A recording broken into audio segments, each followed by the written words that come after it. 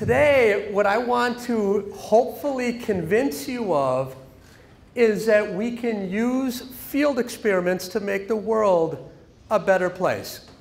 So today, where I'm going to start is I'll be talking about how do social scientists think about measurement. And in particular, how do field experiments fit in with this mode of measuring something? From there, I'm going to do something called opening my laptop. Now here, I'll give you a few examples. At the end, I might have to race through the last one, but I'm going to go through 4 sort of bins about how field experiments can make the world a better place. At the end, I'll reflect on where I see economics and where I see the social sciences on helping humanity. Okay? So if you have any questions along the way here, I don't mind you raising your hand and asking. I have till 3:30, so I have about 65 minutes. So at times, I'll have to go very quickly through slides because I prepared a lot of information for you. Okay? So when I took my first econ class, I opened up the book, and this was in 1987 at a university called the University of Wisconsin at Stevens Point. Most of you have probably never heard of that. I went to school at a place where no one's ever heard of. Okay? So I opened up the book, and here's what I read. I read, and this comes from Paul Samuelson and Bill Nordhaus. Paul Samuelson is one of the greatest economists of the 20th century. He's one of our undergrads, actually, from the University of Chicago. And he went to MIT, and he became famous at MIT. And if any of you are interested in climate change, this is the Nordhaus from the climate change modeling, Bill Nordhaus, who many people say he's on the short list to win a Nobel Prize. So I opened up the book, and it said this: the economic world is very complicated, thousands of prices, millions of firms, et cetera, et cetera, et cetera. One way that we can learn about the real world is to run controlled experiments, like chemists, physicists, and biologists. Then I turned the page, and then I found them saying, economists have no such luxury. They can't perform controlled experiments. In fact, they can't because they say the world is too complicated. So they argue that economists must sit back like astronomers or meteorologists and take the world as given to them and then try to describe and make sense of the world. Okay? So that thought was dominant throughout the 80s and 90s, early 2000s. This was a dominant way to think about empirical work. Now, what that led to was this idea in economics and the social sciences that when you have an idea, what do? You run back to your office and you write down a model. You then download mounds and mounds of data, and you beat up the data. You impose various assumptions, like the bottom here. A lot of you hear difference in difference, IV, structural modeling, propensity score matching. All of these approaches use mounds and mounds of data. They make assumptions so you can say something causal. Right? Propensity score matching is conditional independence. Difference in difference, orthogonality assumption. IV, exclusion restriction. Structural models, pages and pages of assumptions to say something causal. A lot of and I do structural modeling myself. Now, after you invoke those assumptions, if the assumptions are right, you can make a causal statement. Okay? Now, let's think about how does this play out in education. One of my examples will be on education. So you have an idea that you want to do something in education. You race back to your office and you write down a model. You say achievement, and we can think about achievement as anything like a standardized test score, or did you graduate from high school, what are your earnings, et cetera, et cetera. And then we think about what factors affect that outcome variable that we care about. Here I wrote down how hard the child tries. That's child inputs. You could think about school inputs. You can think about parental inputs. And then you have a price vector. And the game here is to say, what are the best incentives to use to change the inputs? Then after those inputs change, how do they change the outputs? And when we do that, we figured out the education production function.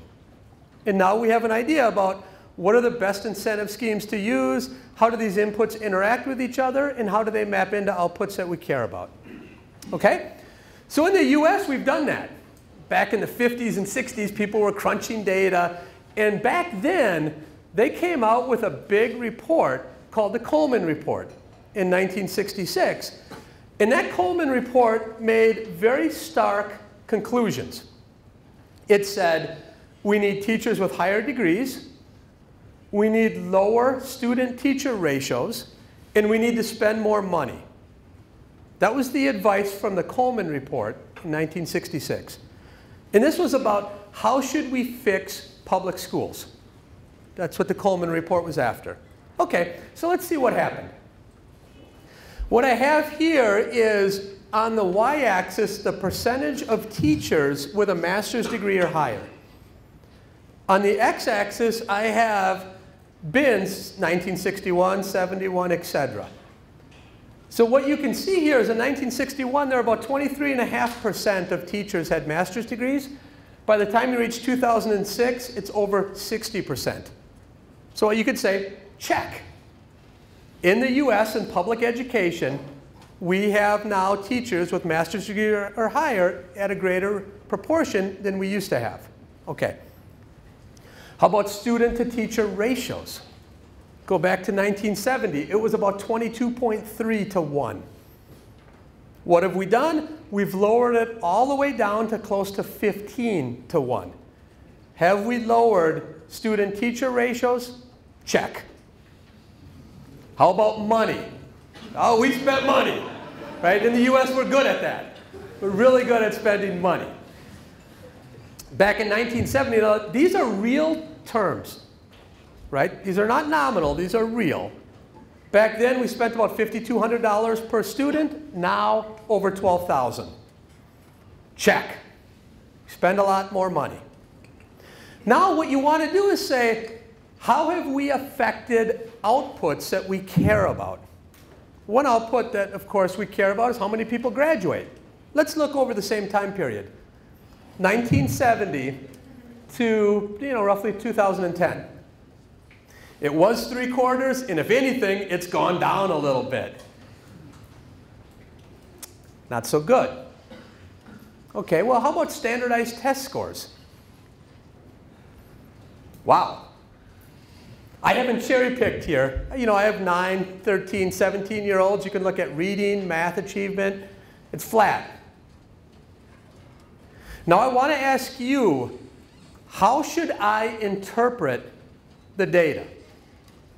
Because there are two very different ways to interpret this data set. One way is to say, Houston, we have a problem. We spend all kinds of money, and the outputs we care about have been flat. That's consistent with the data. What else is consistent with the data? Going over here and saying, wow, good thing we did all that, because think what the world would look like had we not done that, right? You could have standardized test scores going down. The problem is we don't know. Why? Because we have not done this in an experimental way to learn about what would the counterfactual have been. So we've been at public education for many, many decades without using the opportunities that we've been given to learn about the education production function. I could stand up here and say the world is really, really bad, or the world is really, really good. Think what it would have been like had we not done all this, and you could not refute me. Okay, so you might ask, well, this sounds a lot like life, and it is. One of my favorite Mark Twain quotes, all you need in this life is ignorance and confidence, then success is sure. You just need to look at our current president, right? That's what you have. This isn't being taped, is it? There goes my White House job. There goes my White House job. I'm sorry, President Trump. Oh yeah, exactly, you're president, exactly, thank you. Whew. Now, we've been at public education for a long, long time. The fact that we know so little about that education production function is troubling, to say the least. Okay? Now, you can say, well, what are the empirical alternatives? One way to think about it is, on one side, you have people analyzing mounds and mounds of data, making assumptions. Go all the way to the other side, and you have something that economists would call a lab experiment. This essentially is bring a bunch of students into a classroom, impose an artificial set of rules on them, and try to learn about some underlying economic behavior or an institution or a mechanism. Conventional lab experiment.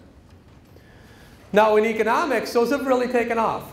Vernon Smith was one of the early lab experimenters, but not the earliest. Vernon is credited with being the father of experimental economics. He won the Nobel Prize in 2002 with Danny Kahneman. He worked in the 50s and 60s and 70s to put lab experiments on the map. And as you can see here, they've done really well over time. Now, you could ask yourself, well, why don't we just always do lab experiments? So when I did work in the White House, we were revising the benefit cost guidelines. And I argued we should use these lab experiments to help us revise the benefit cost guidelines. And here's what a White House official told me, and just for your own knowledge sake. I was in the White House from 2002 to 2003. So you can maybe guess who the White House official was who said this. John, even though these results appear prevalent, they are suspiciously drawn by methods similar to scientific numerology because of students who are not real people. This is probably the wrong room to say that kind of thing, but that's, wow, that's a strong statement. Exactly, exactly. Exactly.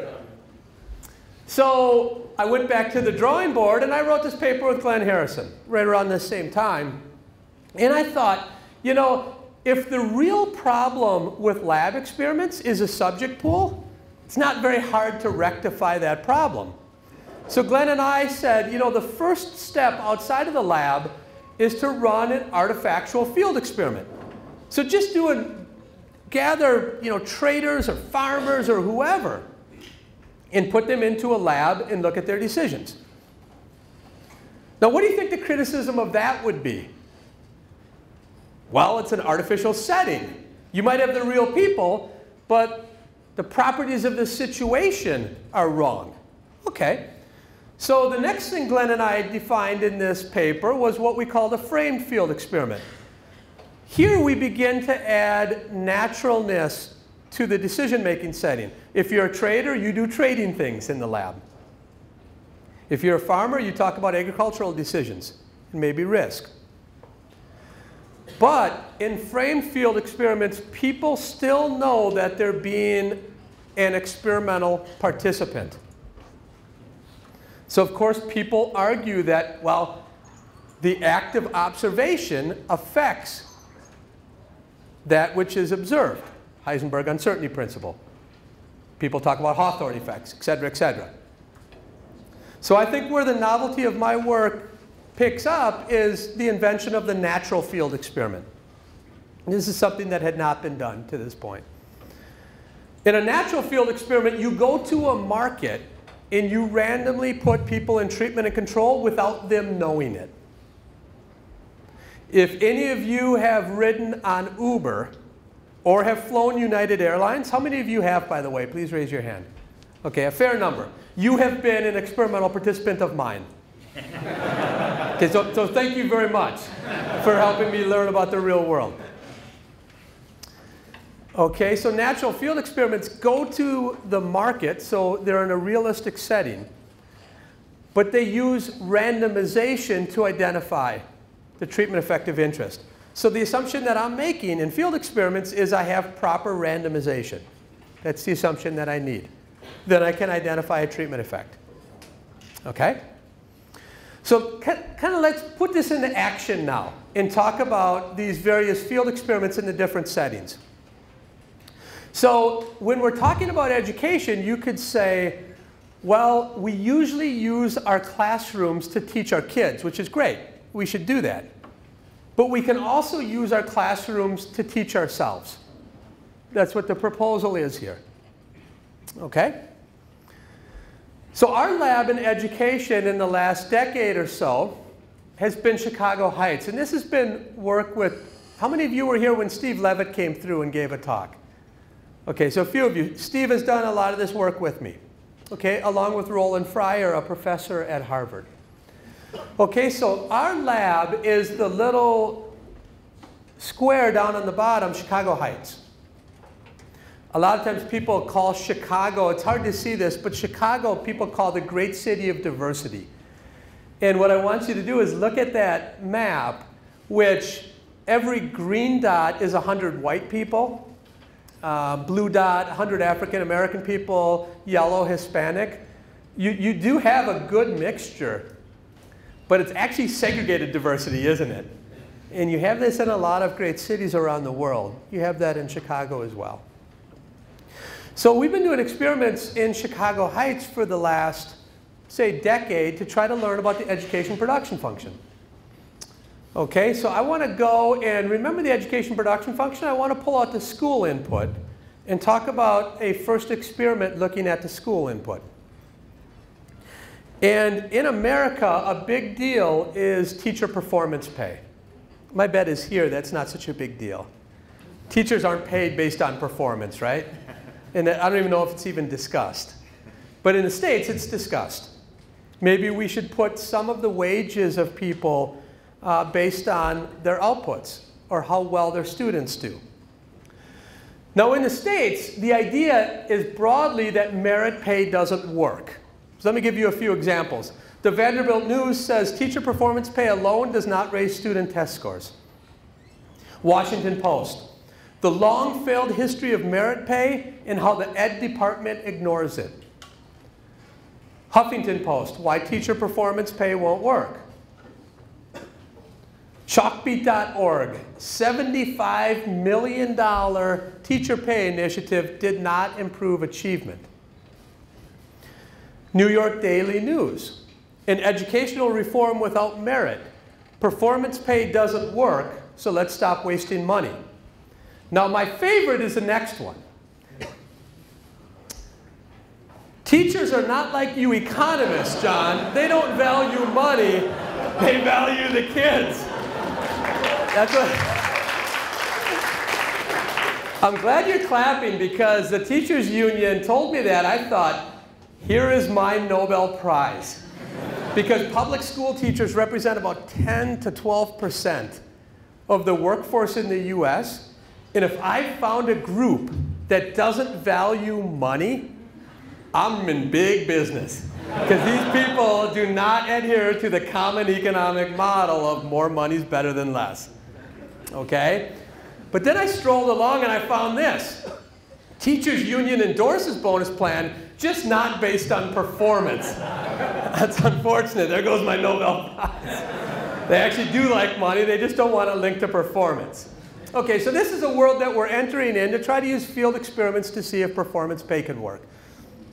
Now, what we're going to do is we're going to try to leverage loss aversion. Does everyone know what loss aversion is? Raise your hand if you've heard of loss aversion. Okay, about half. About half. Here's the way an economist would explain loss aversion. So what I want you to do is consider yourself at the origin. And then the loss aversion theory says, how much extra satisfaction would you get if we gave you $1? That's going on the x-axis out to $1, go up to the curve, go over to the y-axis, and you see G. That would be the gains of $1. Okay? Now what we're going to do is we're going to compare that to what if you start all over again and we take $1 from you? That's, of course, going left from the origin to -1. Go down to the loss part, which is in the third quadrant, and that's capital L. What is greater, G or L? L. This is essentially Danny's theory of loss aversion. It's a lot better in Danny's paper, but this is the intuition behind it. In gain space, you're concave. In loss space, you're convex. And with that, you dislike losses versus how much you like comparable gains. That's loss aversion. Okay? So how are we going to leverage that as a public policy tool? We're going to go to Chicago Heights, and we're going to set up a teacher performance pay program. Some nuts and bolts are you can earn as much as $8,000 over the school year. On average, you will earn $4,000, which is about an 8% increase in annual salary. So pretty big stakes. Our main innovation here is we're going to start and have one group have a typical incentive scheme. What's a typical incentive scheme? In America, at least, it's you work for the year. At the end of the year, you get your bonus. It's called end of the year bonus. I give those in my department at the University of Chicago. I don't know if you have any bonus money, but we have a little bit of bonus money. And at the end of the school year, I give out the bonuses. Every firm does it like that. You work, you get the bonus. Okay? So that will be scheme number 1 that we try. Now here's where it gets really fun. Scheme number 2 is all the teachers who were randomized into this clawback group. In September, when the school year starts, we actually give them a check for $4,000. And we tell them, you can do whatever you want with that money. But if your kids don't achieve over the school year, and we'll use standardized tests that they can't cheat on, you're going to have to give us some money back. Now, when you do something like this, their lawyers have to work with your lawyers, and everyone has to sign a contract. Framed field experiment. People know that they're taking part in an experiment. Okay? But it's things that they would typically do anyway. That's why I call it a framed field experiment. So essentially, here's the design. Very simple. We have all the teachers in all Chicago Heights, and we put them either in group 1, the traditional bonus, group 2, the clawback, or unfortunately, there's a group 3, which receives no bonus. Okay? And then we're simply going to see the kids are randomized into the classrooms. We're going to see if people in group 2, their students do better than people in group 1. Or does 1 do better than 3? It's a simple field experiment. So let's look at what happens. What I have here, the big bar is what's called the racial achievement gap. That's this nasty gap that is a difference between minority kids in America versus majority kids. And this is known to be a very large gap that we're trying to make disappear. It's like when Dana starts talking, these are like high SES kids versus low SES kids. Okay, so now what I have up here on the y-axis is standard deviation. So the big bar says that the racial achievement gap is about 1/3 of a standard deviation. Now the gain treatment, this is how much better gain teachers do than teachers in the control group. As you can see, not much. All those press clippings were right. Only about 0.05 standard deviations above the baseline. But when I look at the lost teachers, I have close to 2/3, right? 2/3 of the racial achievement gap are over 0.2 standard deviation impact. So if your child was randomly put in a classroom where the teacher received a clawback incentive, your child scored over 0.2 standard deviations better than the control group kids did. That's a huge, huge result. Remember, this is just framing. When you compare the loss to the gain, it's just framing. Framing the result in a different way, and I can find huge effects. Now, what happened here? Those teachers worked a lot harder. They wasted less time in the school day. Rather than let kids put their heads down with 7 minutes left in the school day, they said, let's review and let's do something more. Okay? Now you might ask, well, could that idea work with students? Okay, so let's talk about what I did here. Here, instead of doing it over the entire school year, I'm going to go into the classroom the morning of the test. So 5 minutes before the test. And these will be 8th and 10th graders doing a standardized test. Okay, and there will be hundreds of these classrooms taking the test at the same time. There's no chance for contamination. Okay, so group 1, we will tell these students, if you improve upon your test score from last fall, we will give you $1. That could backfire, right? Very well could backfire. If you're in group 2, we told them, if you improve on your test score from last fall, we will give you $20. That's pretty high stakes for these students. Now you can tell what's coming next. Group 3, we actually give them a $20 bill 5 minutes before the test starts. And we tell them, you can keep that $20 bill if you improve upon your test score from last fall, but if you don't, we're going to take the $20 bill from you after the exam. That's a great way to find out a lot about the human anatomy. The $20 bills can be hidden in very interesting places.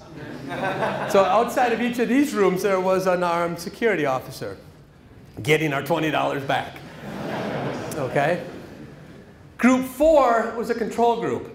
So these kids weren't, we went into the room and just announced this is a standardized test. Good luck. Okay? No money. We're going to see if this can work. Okay? So let's see. What I have now on the y-axis is average improvement in grade levels. Here's the baseline, which is 0. As you can see, the dollar does do a little bit worse, but it's not significantly different. The $20 really doesn't work that well for these students. But guess what? I can improve your test scores by about ½ of a grade level in 1 minute. They didn't have time to prepare. I didn't tell them days or weeks or months before.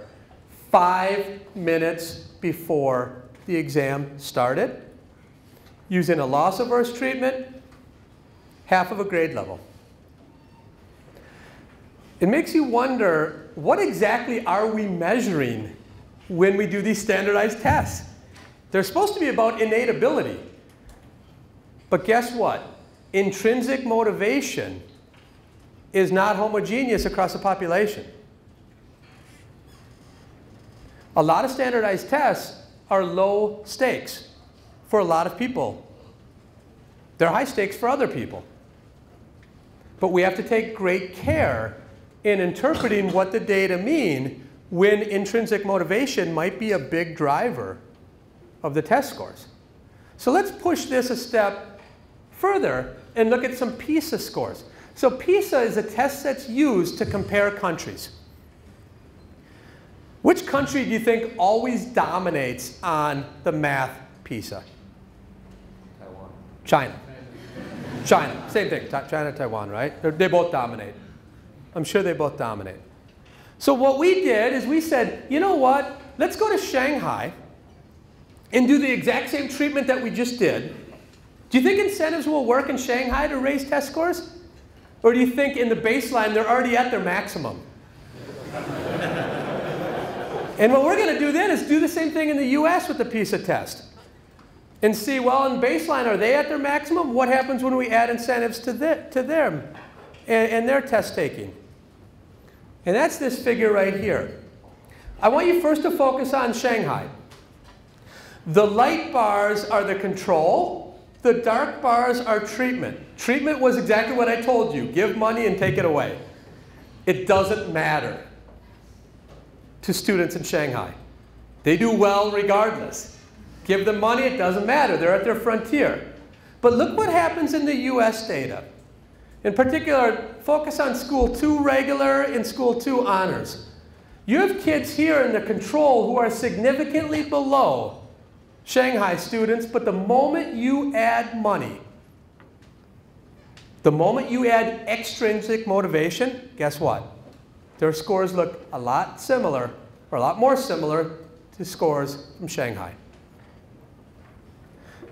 Intrinsic motivation is extremely important, and when you don't have it, if you want true ability, you need to add extrinsic motivation.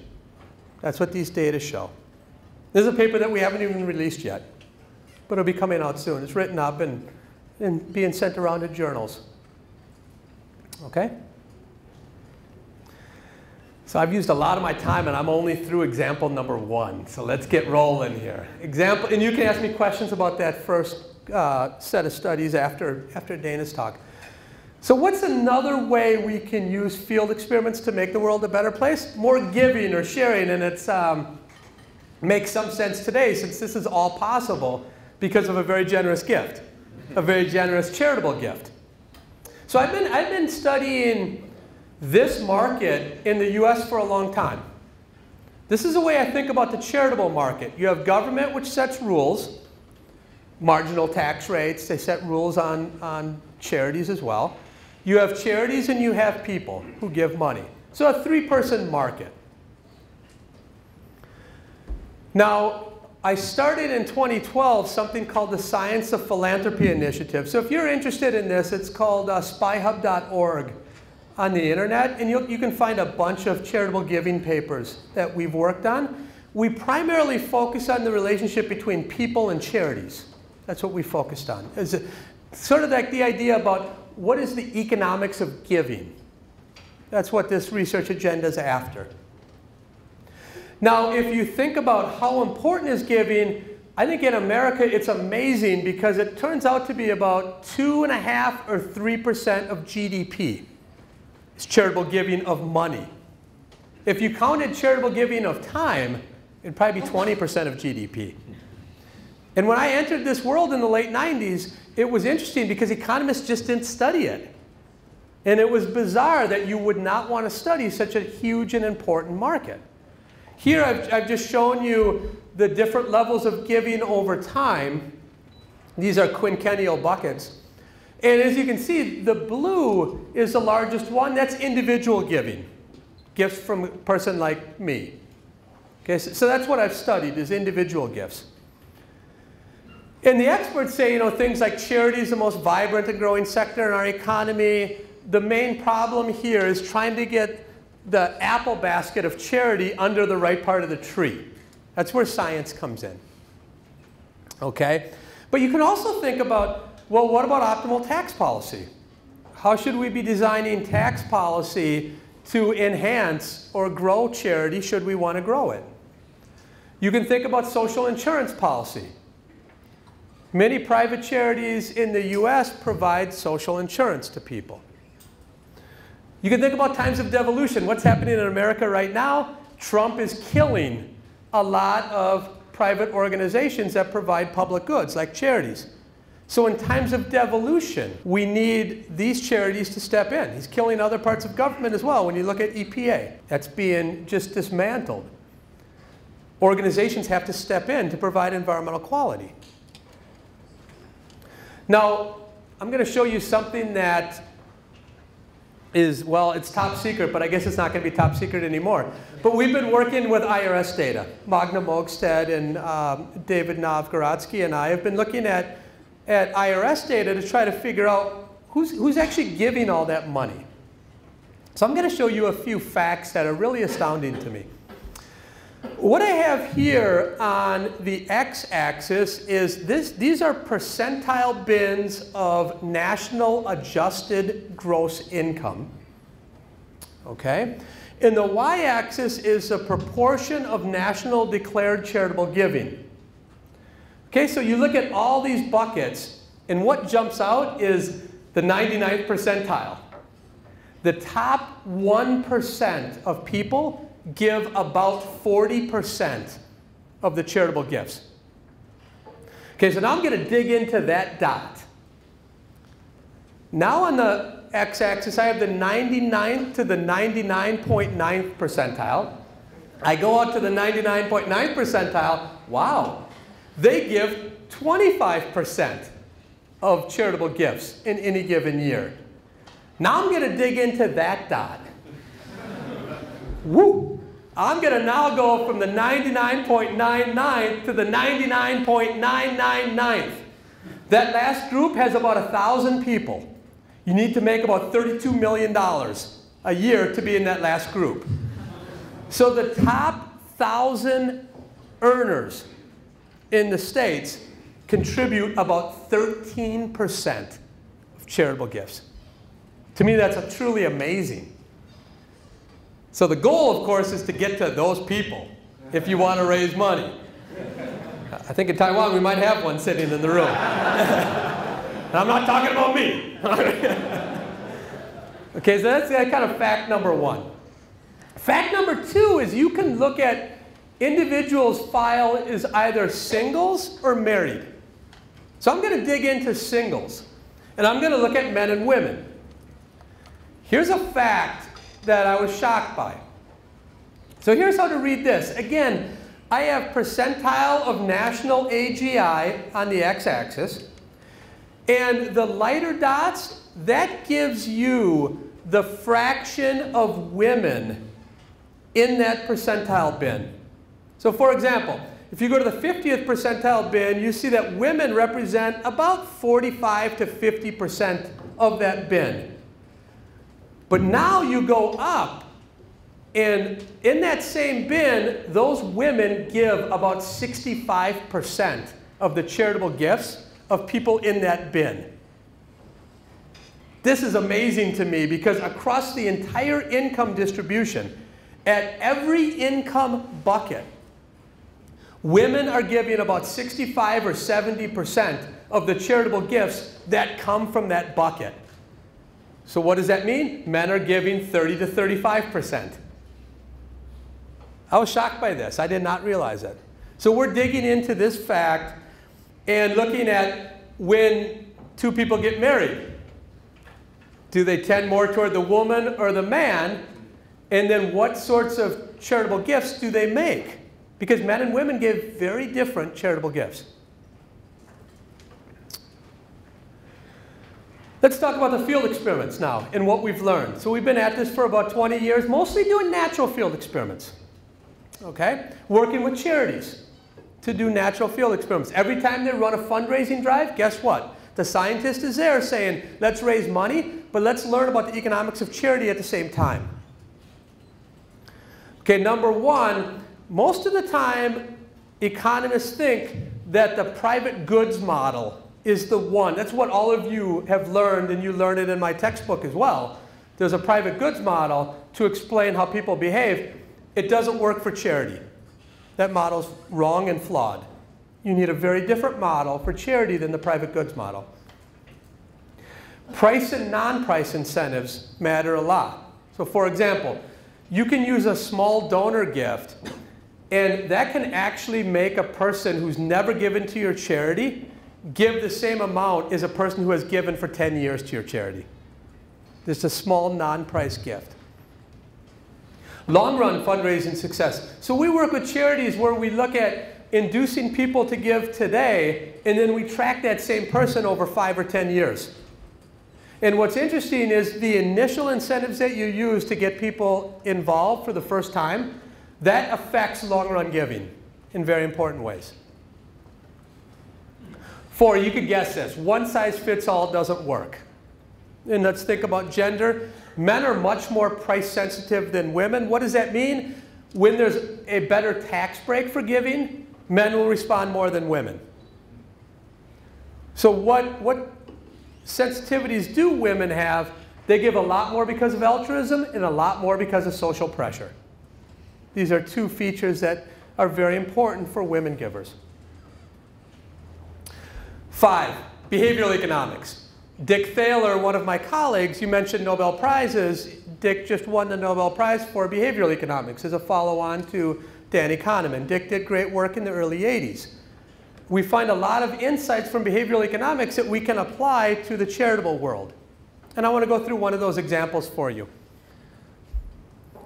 Has anyone ever heard of Smile Train? What is Smile Train? Help me. They help cleft lip surgeries. Exactly. So kids in developing countries are born with cleft palates, and guess what happens? Smile Train, every $250 they raise, they go over and give a surgery to a baby or a young child. Great, great charitable organization. We first started talking to Smile Train.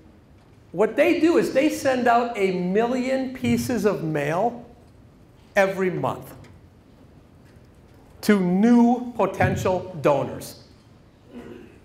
So they said, John, we're a huge field experimental group. We do everything we can, and we have the perfect letter dialed in that raises the most money from new donors. So we went to them and said, well, do you think there's any way that we could take your existing letter and make some changes? Do you think there's any way we could raise more money for you? They said, absolutely not. So we said, well, we have this crazy idea. It's called Give Now, and we will never bother you again. You can imagine what they said. Well, wait a second, professor. You're telling us that once we get somebody to give, we can't write to them again? We said, absolutely. They said, go back to your ivory tower. You've never been in the real world. Once you get somebody to give, we want to keep them giving. That's the value of the donor pyramid. Okay? We said, just give us a shot. Give us a shot with 100,000 households. Right? That's 1/10 of your monthly mailing list. 1/10. So what we did is, for half of those 100,000, they let us use their letter, but we added one sentence.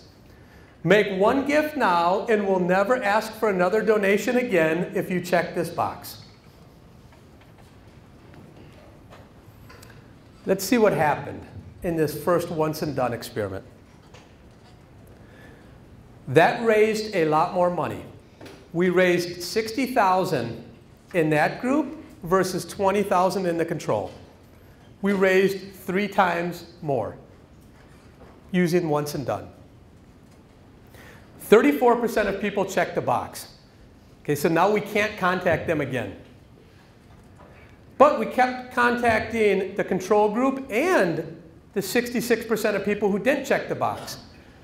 And as we followed them for 5 more years, more people in the treatment group gave more money. This time it's about 50% more.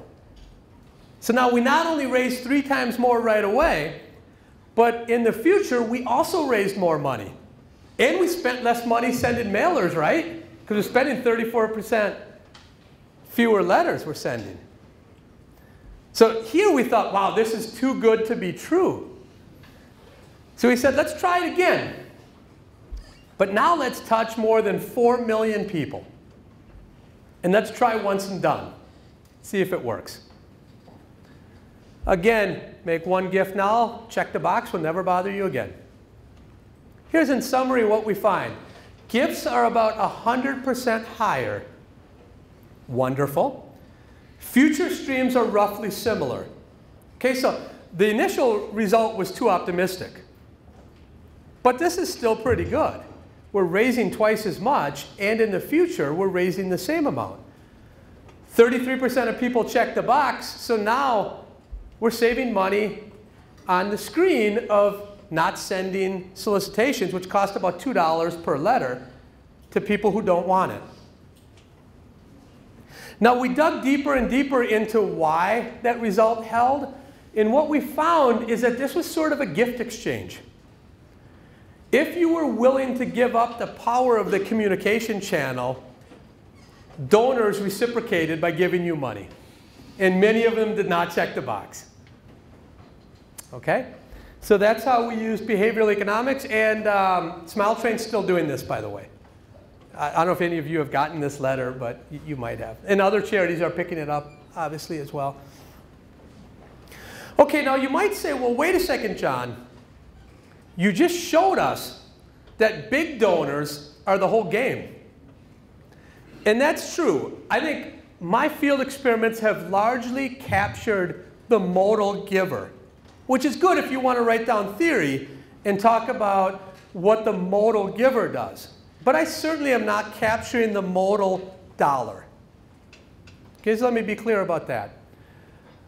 We're on our way to start thinking about the modal dollar in this particular study, which is co-authored with Tova, Levine, and Steve, looking at ultra-wealthy donors at Booth Business School at the University of Chicago. So each of these organizations, what they do is they rate people by how much can you give. It's called capacity. These 5,000 donors have a capacity to give of roughly $25 million over the next 3 years. So they were given to us as experimental participants.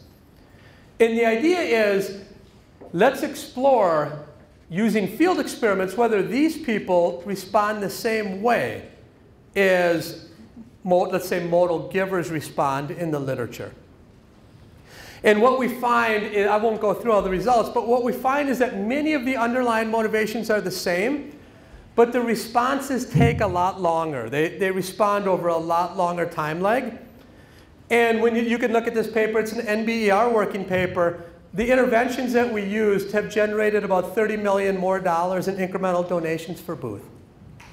So that's how field experiments have helped make the world a better place in the world of giving. Okay? Let's go to number 3. Let's talk about equity. Now here I could take this in many different ways, right? But where I'm going to take it is the percentage pay gap between men and women. And what I have here is a bunch of OECD countries. You can see Korea is leading the pack. And what that basically tells you is that when you look at median men's and women's wages, men are earning, close to 40% more than Korean women. And you go all the way down, you can see the US is the dark one. They're close to 20%. So economists have thought hard about how can we explain that result. What I have here is a time series of, the bottom line is the actual female-male wage ratio in the United States over time. And what I'm doing is I'm adjusting upward for things like human capital. That's educational differences between men and women. You can think about labor market attachment. In many labor markets, women end up taking more time from their occupations compared to men. So you adjust for that. You adjust for occupation. And you end up getting that top line, which in the US, it's about, women earn about 90 cents on the dollar that men earn. And then people argue, well, it could be discrimination. I've been along the lines of it could be worker preferences. This could be indicating a different preference between men and women. And let me explain what I mean by that. Here's our natural field experimental evidence. In the very first paper, this is a paper with Jeff Flory and Andreas Lebrant. What we've done here is we've created a bunch of office jobs. And we're going to hire a bunch of people. And we place ads on Craigslist across 20 cities in the United States. It's an involved experiment, but I just want to talk about 2 of the arms. One arm advertises that you will be paid $15 per hour. Another arm advertises that you will be paid $12 per hour, but you will receive a bonus of $6 per hour if your work outperforms a fellow coworker. And this is all work that you're doing at your house, so you're not with another person. And then we simply looked at what are the proclivities of men and women to apply to these types of jobs? The exact same job, just with a different incentive scheme. And we have about 7,000 applications, and we hired several hundred people. Here's what we find. Just in the application phase, women shy away from merit pay incentive schemes compared to men. So what this tells us is just our very nature of how we set up employment contracts. Most high-paying jobs are what? They're competitive ones. So it just so happens that the competitive jobs happen to be the highest-paying jobs in modern economies. And it looks like women like to shy away from incentive schemes like that. So just based on preferences, you can find significant differences in the first step of the employment contract. In a second natural field experiment, what we looked at was the willingness of people to negotiate their wages. In a lot of jobs, you get the job offer and then you negotiate. You are a hard negotiator, you get higher pay. Easier negotiator, you get lower pay.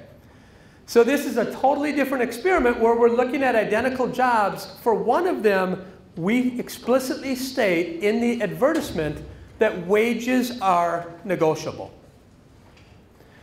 In the other exact same job ad, we don't put that sentence in there. And then we look at how men and women select into those jobs and then how much they negotiate after they're offered the job.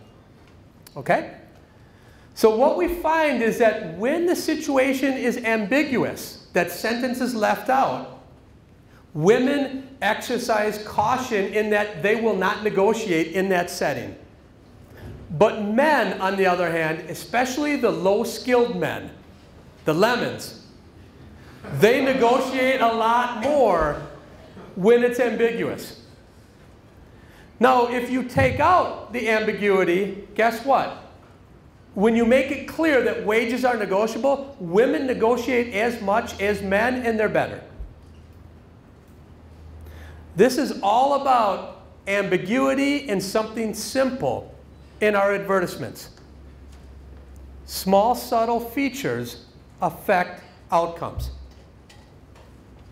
Now you can say, well, where do these preferences come from? And I don't know if any of you have read the y-axis, but we go into this and that when we go over to matrilineal society, which I'll talk a little bit about tomorrow in class. Nurture, as we could guess, is extremely important. Of course, nature is too, but what our data suggests is that nurture, if you're in the right environment, women will act like men, and men will act like women. That's how strong the properties of the situation are in early settings. And Dana will talk a little bit about early childhood in a few moments. A lot of us are infatuated with the gig economy. Claudia Golden is a professor at Harvard, actually University of Chicago grad. Proud to have Claudia on the train. She's worked a lot on the gender pay gap. And she made this statement, and I just want you to focus on the bottom. The gender gap in pay would be considerably reduced and might vanish altogether if firms did not have an incentive to disproportionately reward individuals who labored long hours and worked particular hours. This sounds a lot like the gig economy. So on the side, I've been the chief economist at Uber for about 2 years. I just quit about a month ago to join their adversary Lyft. So I'm the chief economist at Lyft. But what we've done, this paper will come out in a few days in the NBER. What we've done is we've looked at over 1 million Uber drivers, gig economy. You don't have all of the bad things that come with formal labor markets. And we want to explore whether men or women are paid more as Uber drivers. Here's what we find. You guys have been waiting for this, right? After our lunchtime conversation. In the US, men earn about 7% more per hour. Okay, so this isn't about how long of a work week. This is per hour. Men earn about 7% more than women. That's shocking. Right away I thought it's because of discrimination. Customers just don't like to ride with women. Doesn't happen. No discrimination. Well, what about Uber discriminating, giving the good rides to men? Doesn't happen. Gender-blind dispatch algorithm. So now we dig into all of these data. Dig, dig, dig. And what you learn right away is that that gender pay gap is actually, Claudia was right, it's much lower or in line with the more formal labor markets. But I thought that it would be gone. I thought it would go away, right? There's no negotiated wages.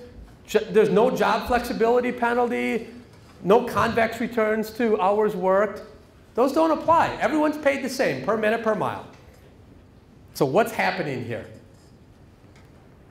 Here's what's happening. That 7% gender pay gap I can explain completely with 3 variables. Variable number 1, where and when. Men tend to drive at more lucrative times and more lucrative places compared to women. Some of the constraints make sense. So in the US at bar time, that's like 2 in the morning, people can't really drive. A lot of women say, no way do I want a piece of that, because most of them are men coming out of the bar. Okay, so there are some societal constraints and safety constraints going on here. Number 2, there happens to be this really interesting learning curve, a learning by doing curve, where if you drive a lot, you figure out how to make more money. And women tend to be part-time drivers. So they never make it up the experience curve compared to men. So you can say, well, what do they learn? Besides the where or when, what they learn is how to cancel trips. So when you get called across the city, like you have to drive 15 minutes to get a trip, men will not take trips like that. Women accept them all. And that causes part of the gap. So with these 2 variables, I can explain 50% of the pay gap. You can say, what's the other 50%? It's speed. Men drive faster than women. Flat out speed. We pay, as I mentioned, by mile and by minute. And if you can get more trips in per hour, you get more pay. That explains 50% of the pay gap. So we completely unpack the pay gap in this industry to learn about, in the gig economy, this particular job, why men earn more than women. Okay? Number 4. This is my last one. So 3:30 is a tight deadline, so I'll try to go fast. It's okay. It's okay? Good. I can take a little bit more time. Thank you. Less cheating. How can we make less cheating? Here's my US quote of the day from Donald Trump. Every country has tax cheats. I'm not going to say anything because I could get caught for slander, but you know the next joke that would be coming along. So I'm not going to say it. Right, Dana? I've been a good boy. The UK Tax Commission several years ago contacted us and said, we have a real problem with people not paying their taxes. And this was a partnership that we worked on with the UK Behavioral Insights team. And the background is that in 2011, they reach out and say, you know what, John? We have over 100,000 people who refuse to pay their taxes. And what we usually do is we send them a reminder letter, which I'll show you in a moment. But it doesn't seem like the reminder letter works. We need your help. So these are people who owe between 400 and 100,000 pounds. People who owe more than 100,000 pounds, they did not allow us to work with. Okay, these are the 100,000 people in that frame. And as you can see, the geographical distribution is across England, Wales, and Northern Ireland. So here's the control. This is their letter. I apologize. I know it's hard to read. Their letter is a standard one that basically says, our records show that you haven't paid. It's easy to pay. Go to direct debit, et cetera, et cetera, et cetera. And it works a little bit, but not great. So we started thinking about, can we use descriptive norms to induce people to pay their taxes that they owe? And this started with Cialdini. If you're interested in this kind of thing, I would go to Cialdini, a great psychologist who's worked on descriptive norms. And there's also some evidence on the relevance of the country name. And what I mean by that is one of our treatments, which we call the basic treatment, we say 9 out of 10 people pay their tax on time. The country, 9 out of 10 people in the UK pay their tax on time. Minority, 9 out of 10 people in the UK pay their tax on time. You're in the small minority of people who have not paid their tax on time. This is a treatment to try to nudge them. Okay, so now we have two letters. This is their control letter. We have our letter, and all we've done is, this is a basic treatment. We've just added that sentence. That's it. You know, a lot of times people say, John, I don't like to do field experiments because they're too expensive. Are you kidding? Look, I've added one sentence. 9 out of 10 people pay their tax on time. The government is going to do it anyway.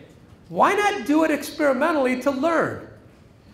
Why forego these opportunities to not only make the world a better place, but also to generate data scientifically? Every day, you know, I talked about schools. You can talk about government. You can talk about firms. The very best firms, every time they make a change, they use it to generate data to learn.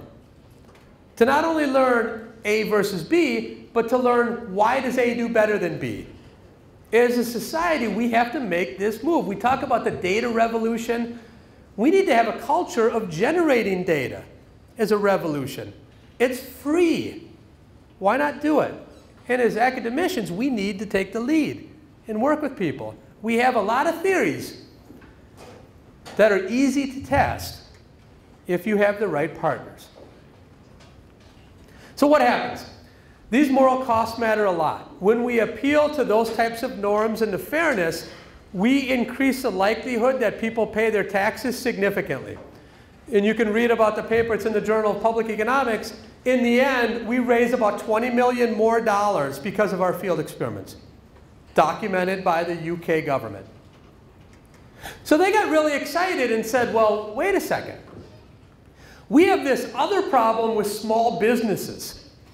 Can you help us get the small businesses to pay their taxes? We said, sure, we'll give it a go. What we're up to here is we thought that many times people don't pay their taxes is an act of omission. What I mean by that is, I didn't do it, but I didn't know I had to do it. I didn't know I needed to check the box. That's omission. And a lot of times I believe it's called, in my mind, an omission strategy. We use a strategy of omission to convince ourselves it's okay not to do something. So what we want to try to do is change the act of omission into one of commission. And here's how we do that. We take that same letter and we write, previously we treated your lack of response as an oversight. Now if you do not call this number, we will treat it as an active choice. And this is essentially turning the nudge into a shove, this active commission. We raised millions and millions of more money. And this is an NBR paper called The Making of Homo Honoratus, From Omission to Commission. You can read about that. It's a new working paper. Okay? And it really is a shove. And I think about this as a test of an important insight in behavioral economics. Okay, so let's wrap up. I started by talking about empirical models and how we can use naturally occurring data. I introduced lab experiments, and I've shown you a lot of examples of field experiments. Now, I'm, of course, a huge proponent of field experiments, so the middle empirical method here I push is an important one. But any empirical exercise, whether it's on the right or on the left, we need to take advantage of all of our opportunities. Of course, I know that. Now, if you're thinking about field experiments, I've written this paper, Why Economists Should Run Field Experiments and 14 Tips for Pulling One Off. That's a very accessible journal called the Journal of Economic Perspectives. You can take a look in there. I give just some tips for people who have never attempted a field experiment before that you can give it a shot. But I want to wrap up a few other things. I want to come back to these two, because these two are two of the greatest economists who have ever lived. And I'm up here standing telling you that they're wrong. It's changed, absolutely. It's good to be right. Bad to be wrong. I'm wrong all the time, so believe me, I like to revise things too. But I think it's instructive to learn about why were they wrong. They were wrong because they thought of experimental economics like a chemist would. How would a chemist think about running an experiment?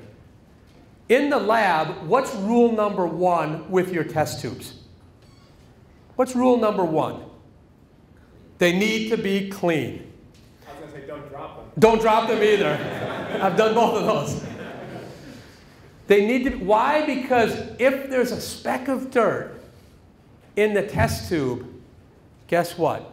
It's a confound. So they thought, the real world, there are lots of specks of dirt. There are a bunch of confounds. You can't do it. The intuition makes some sense. Unless you have randomization, unless you say, dirt is fine, and I'm going to balance that dirt between treatment and control groups. And when I balance it, I difference off the outcomes, and I'm differencing off the dirt. So in a bit of inspiration in the shower, here's my revision. In the past, economists have believed that a complicated world necessarily neutered homo experimentalists, rendering empiricism as a passive enterprise based on pure observation. The world is indeed very complicated with many simultaneously moving parts. That's actually an advantage of field experiments, not a disadvantage. It's because randomization allows the researcher to balance the unobservables across the treatment and control groups, allowing you to leverage and deduce a causal relationship. So in that way, they had it exactly wrong. When you go into a really dirty environment, guess what? Propensity score matching, difference in difference, etc., those assumptions typically are not met. So I want the dirtiest environment possible, as I say at the end of my inspirational quote from the shower. In those settings, more traditional empirical methods have a harder time. The lab, or field, you just need randomization. Whether it has 1 million moving parts or 10 moving parts. Randomization. Now you might ask, well, how far have we advanced in this field in 20 years? I want to share this with you. This is my very first referee report that I received in 1994. As a grad student, I was really excited, and I sent my first field experiment to a major journal in economics. Here's what the referee report said. This author clearly does not understand experimental economics, which is best done in the lab. I strongly advise rejecting this, quote, field experimental, unquote, paper. Now, you tell that to a 25-year-old, that hurts, right? That really hurts. Now let's come to a recent referee report. Here's what this, from the same journal. This author performs a field experiment which clearly is a preferred approach to answer questions within economics. So that's been one, but wait. But I still advise rejecting the paper.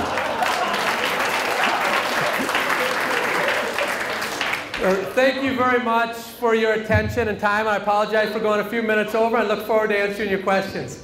Thank you.